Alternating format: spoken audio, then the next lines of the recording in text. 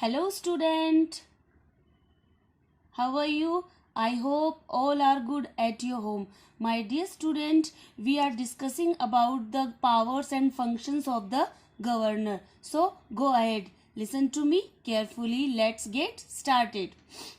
Powers and functions of the governor. First, executive powers, जो कार्य से संबंधित जो उसकी शक्तियां हैं. The governor appoints the chief minister, कि जो गवर्नर होता है अपॉइंट मीन्स नॉमिनेट, नियुक्ति करता है चीफ मिनिस्टर की. Who is the leader of the party, जो कि पार्टी का लीडर होता है. Which has a majority in the state assembly, की स्टेट असेंबली राज्य परिषद में जिसकी मेजोरिटी होती है, बहुमत होता है, उसी की पार्टी का लीडर चुना जाता है. Now be the appoints the other members of the council of minister, और वो जो काउंसिल ऑफ मिनिस्टर अपनी मंत्री परिषद के जो सदस्य होते हैं दूसरे, उनको भी अपॉइंट करता है. नेक्स्ट, लेजिस्लेटिव पावर, जो विधायिका की उसकी जो शक्तियां होती हैं. Let us see. The governor has the power to summon and prorogue the session of state legislature as well as to dissolve it, कि जो गवर्नर होता है उसके पास शक्ति होती है बुलाने की, summon to called out, and prorogue यानी डिसकंटिन्यू या पोस्टपोन, मतलब उसको अपना जो सेशन होता है उसको बुलाने की, उसको स्थगित करने की. स्टेट लेजिस्लेचर की, जो स्टेट लेजिस्लेचर होती है, राज्य विधायिका होती है, उसके सेशन को, जो अपने अलग अलग सभाएं होती हैं, उन सेशन को बुलाने का और उसको स्थगित करने का गवर्नर के पास अधिकार होता है.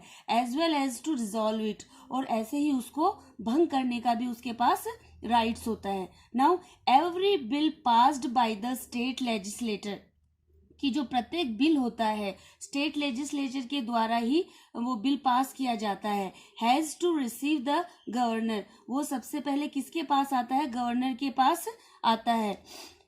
असेंट, असेंट मीन्स होता है एक्सेप्ट, स्वीकृति. Okay, assent, another word is ACCENT, assent, ACCENT, assent.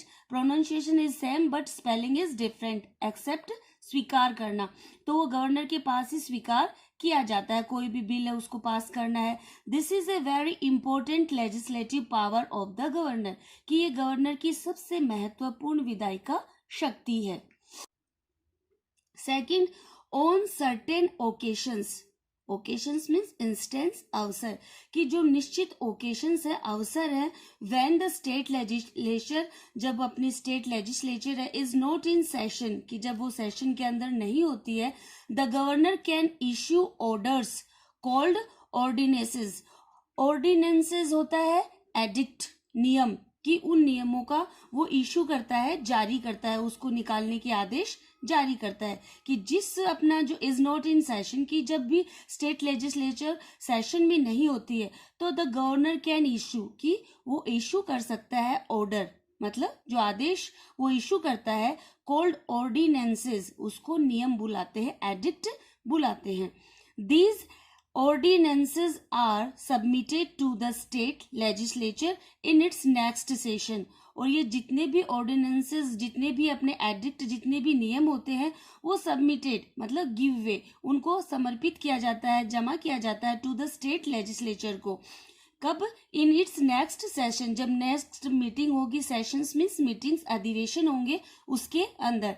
The legislature मे और may not approve of it, कि जो लेजिस्लेचर है वो उसको स्वीकृत भी कर सकता है और अस्वीकृत भी कर सकता है. अप्रूव यानी एक्सेप्ट, कि उसको एक्सेप्ट भी कर सकता है और उसको मना भी कर सकता है. Now third power of governor, judicial power, जो न्यायिक पावर शक्तियां उसके पास क्या है, let us see. The governor has the power to grant pardon or reduce a punishment or sentence passed by the courts under the state laws, कि जो governor होता है उसके पास शक्ति होती है टू ग्रांट, मतलब अलाउ करना, ग्रांट मीन्स अलाउ करना या अनुदान करना, पार्डन, पार्डन यानी फॉरगिवनेस, क्षमा करना, और रिड्यूस, रिड्यूस यानी डिक्रीज, कम करना, पनिशमेंट मीन्स पेनलाइजिंग यानी सजा कम करना, कि जो गवर्नर होता है उसके पास ये भी शक्ति होती है कि वो किसी को क्षमा कर सकता है, किसी के जो पनिशमेंट है, जिसको सजा मिली है, उसको कम कर सकता है, या sentence passed by the courts under the state laws. और अगर ये सभी नहीं करे तो वो जो कोर्ट है उसके जो स्टेट लॉज है उनके द्वारा उसको पास कर सकता है। Now fourth power is discretionary powers. Discretionary power होते हैं कि नॉन कंपल्सरी, विवेकाधीन जो उसकी शक्तियां होती हैं। सो लेट अस सी।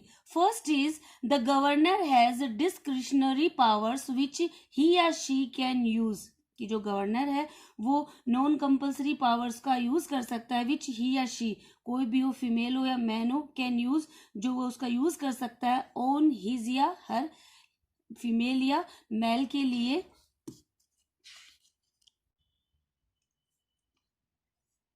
ओवन डिस्क्रिएशन, कि उसके जो स्वयं के नॉन कंपल्सरी होते हैं उसके लिए वो यूज कर सकता है। इन स्पेशल सिचुएशंस, की जो उनकी चीफ सिचुएशंस या डिफिकल्टीज होती हैं, कंडीशंस होती हैं, उनके according.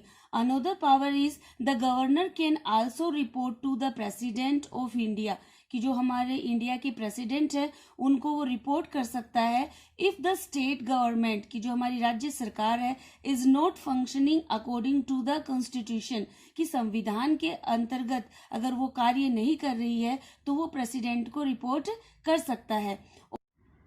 On the basis of this report, कि इस रिपोर्ट के आधार पर, कि जो हमारे गवर्नर ने प्रेसिडेंट को दी है उस रिपोर्ट के आधार पर द प्रेसिडेंट कैन सस्पेंड, कि सस्पेंड मीन्स होता है हैंग या स्लिंग, मतलब किसी को निलंबित करना, हटाना, कि प्रेसिडेंट हटा सकता है और डिसॉल्व, भंग कर सकता है द स्टेट लेजिस्लेचर, कि जो अपनी राज्य विधायिका है उसको वो भंग कर सकता है। And get the state administered, कि जो राज्य के एडमिनिस्टर्ड है, प्रशासित जो मैनेजर्स है उनको वो हटा सकता है।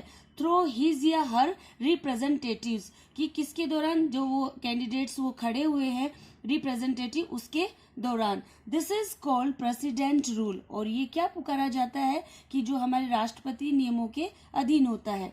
एंड ड्यूरिंग दिस पीरियड, और इसी पीरियड के दौरान the governor practically runs the state government, कि इन्हीं नियमों के आधार पर प्रैक्टिकली यानी जस्ट अबाउट, व्यावहारिक रूप से वो इस राज्य सरकार को चलाता है। So my dear student, today we completed our topic of governor, governor's powers, qualifications and terms. Now in our next video we have to discuss about the chief minister. Till now, have a nice day.